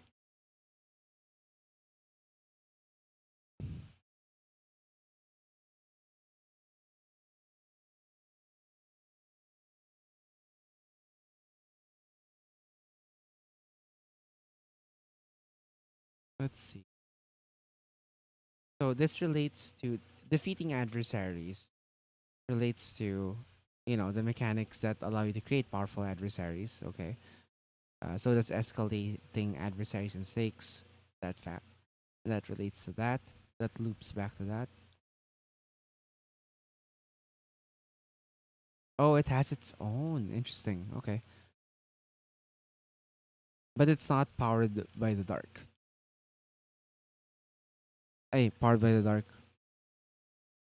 Yeah, I think that's what it is, right? Powered by the dark. I'm not sure. Um, beat the odds.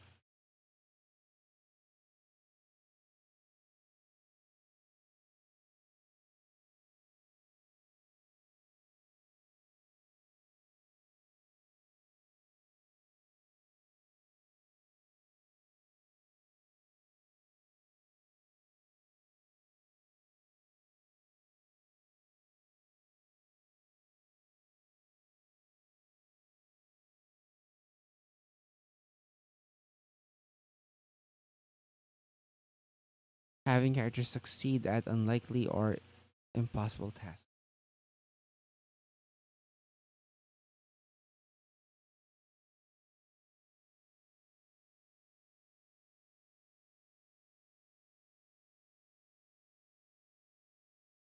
Forged in the dark. That's what it is. Okay. Powered by the dark. My brain is mush. Powered by the apocalypse. Forged in the dark. Thank you. Thank you for separating the two. Um, seeing the consequences of player choices carry forward in future game sessions. Having characters succeed in at highly unlikely or impossible tasks uh, through a good plan.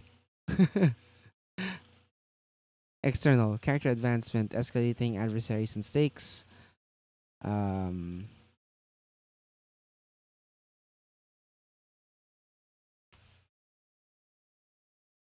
being thrown at players.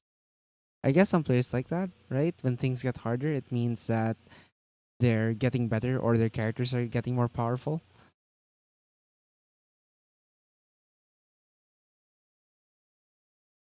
Um, let's see. What other game provided rewards are there?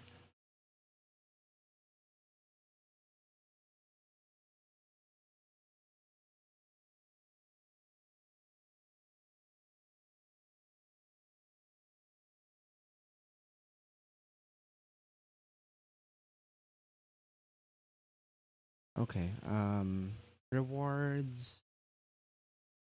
Let's say maybe we should reward, characters taking risks, right? Like I like the is it Blades? Yeah, I think Blades is one has a way of rewarding you when you have failed or critically failed on rolls. I also like the idea of that. So like when you succeed on a roll, your reward is that you perform, you know, that you accomplish a task. And when you fail, I'd like to chalk it up to experience. Like I like games that do that, that give you XP or like a dot towards advancement when you fail at rolls. Um, yeah, I think I will. How do I write it down? Uh, failed rolls being character advancement. I can just put that.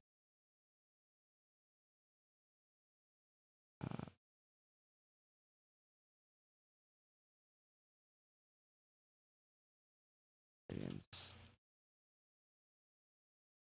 Escalating adversaries, stakes being thrown at players.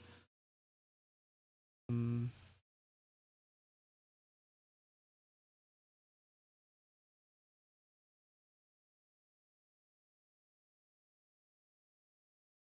Discovering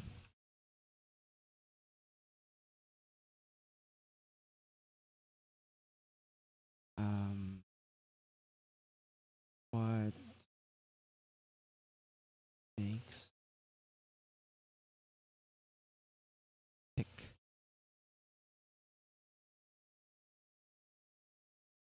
crumble.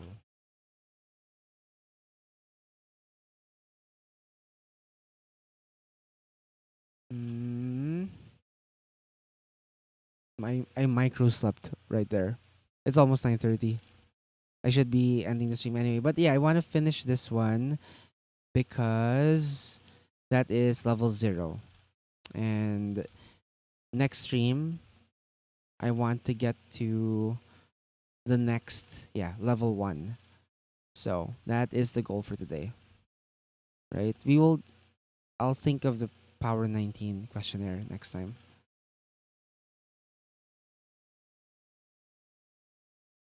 So, okay, okay. Reward punishment structure. So,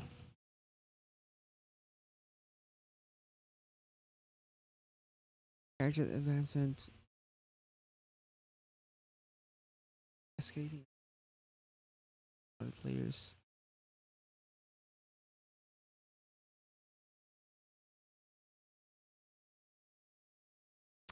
Hey, or Walds or Waldsberg. I've been well. The past 2 hours, I have been getting started on creating an RPG. Been inspired by recent events in our local community, so I am testing these waters and trying my hand at it.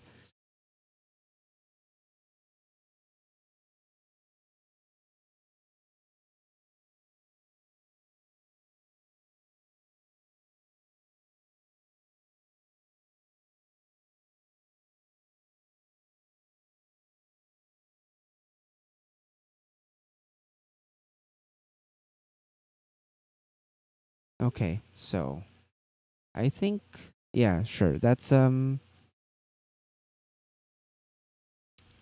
field roles chalked up to experience, escalating adversaries, stakes being thrown at players as they grow in power. Discovering what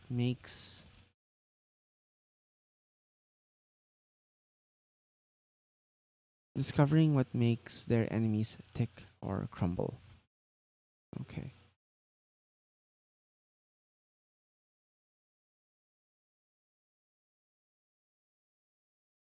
What looks cool?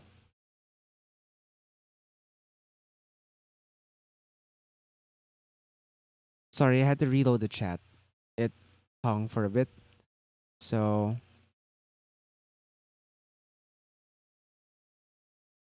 forgive me if I don't know what you're referring to. Unless you mean this game, but in which I am very appreciative of that.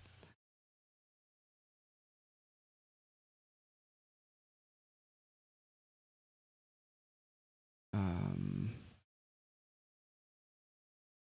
discovering what makes your enemies uh,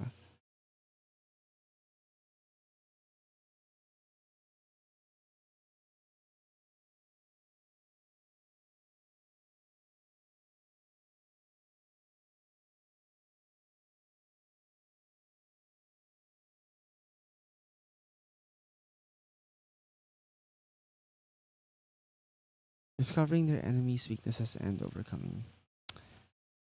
Yeah, sure.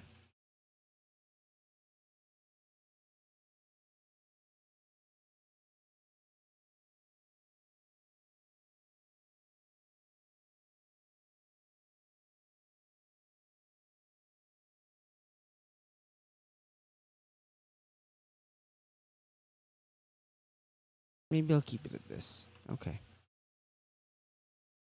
Let's see. Some things I can answer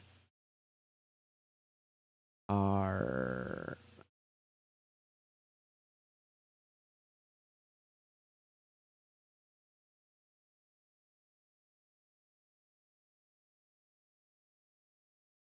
What is unique or what does your game do better than other games? I don't know yet. How does your setting or lack of reinforce the experience your game is about? There are assholes everywhere. Assholes in positions of power that, yeah, you can deal with, that are should be fun to deal with. Um, Even if you can't in real life, you get to do that in this game. How does the character creation of your game reinforce the experience? I don't know yet. Okay, there's a lot of big questions here that we can't answer just yet. I don't even know what the resolution mechanic is. But you'll get to that soon because, right, there is a bunch of, I've skimmed ahead before the stream, and there's a lot here. Uh, yeah, level one is about resolution mechanics, and then it just keeps going, man. Like, let's see how far it goes. This is next article is level 1.5. After that, we have level 2. Wow. Okay, so it only gets up to level 2.5. I think that is the end of this series of articles. Oh, no, there's more. Level 3 XP.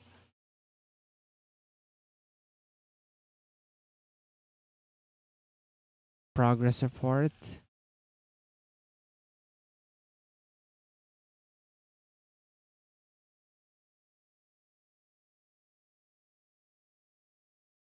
Okay. When was this posted? This was in 2018. Don't think there's anything after this, right? Okay. Yeah, that's it. That's already. So we've got a bunch of uh, work ahead of us.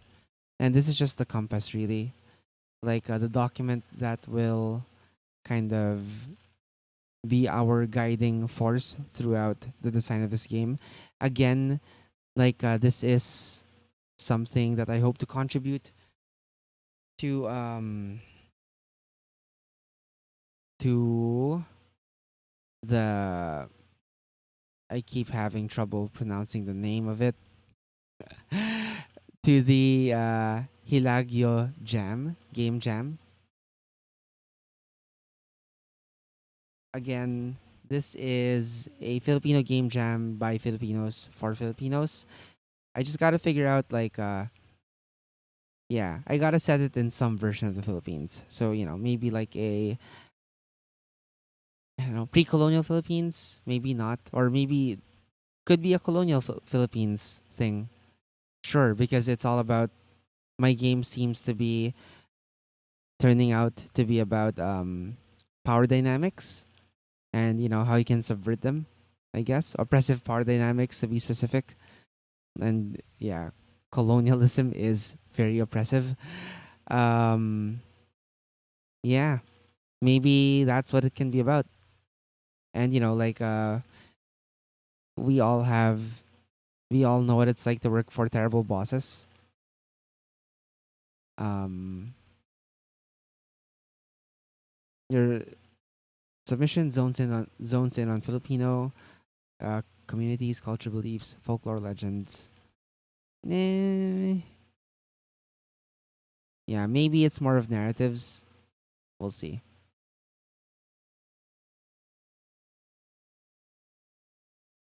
Yeah, it'll probably be like on the expansive end of things, or the a more general idea rather than something that's really focused.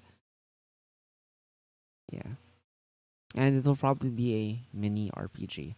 So you know what I was doing? I was kind of going through, working on some the other night, working on some ideas to help, get me inspired to work on this game. Just want to show you what I was working on.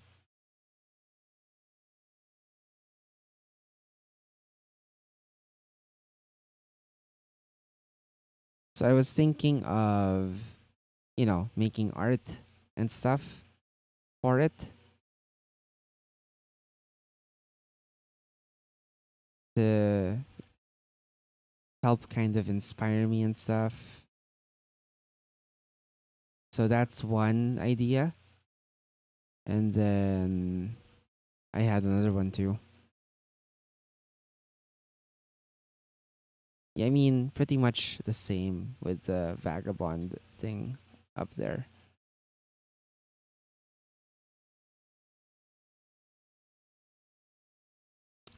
So yeah, I was just having a bit of fun um, putting that together the other day. Or no, not the other day, last night. Um,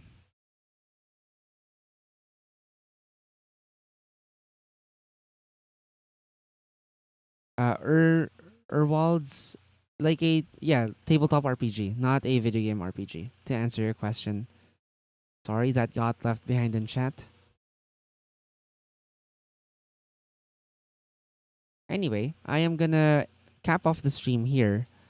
So yeah, that was my first ever game design stream. One of the things that I might want to use going forward is this thing called the Year Zero engine. So it's an open gaming license,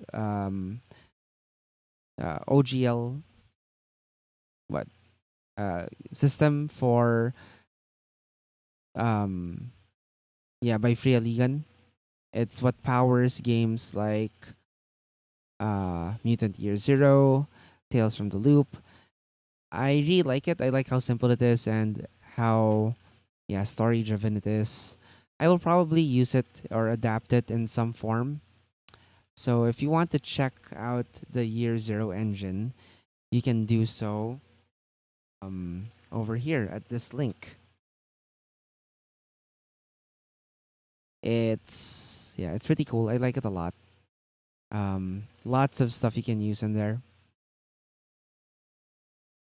But yeah, I'm probably gonna do away with base attributes and just stay with skills, just plain skills. That's like one idea I'm toying with. It's not like the most original idea. It's just that I don't want to bother with like base attributes and stuff. So yeah, I'll end the stream here. I want to say thank you to everyone who came aboard and watched or lurked, especially those who commented, asked some questions. Very nice. I am pretty low energy, but I did like truly enjoy going through these questions, these prompts. Um, I'm not done making this design compass, so yeah, hopefully I can keep it going. I'll try and revisit these ideas again tomorrow after a good night's rest. See if I still like them, or want to change them, or completely hate them and strike them from this document. We'll see. So I want to say, thanks for watching my first productive game design stream. I am. I've tried to do like it in year zero. Haven't been really productive because um I started out. I feel like I started out on the wrong foot. I definitely feel like this was a better way to start out. Uh, making the whole compass thing. So hopefully, yeah, I can keep it up with this.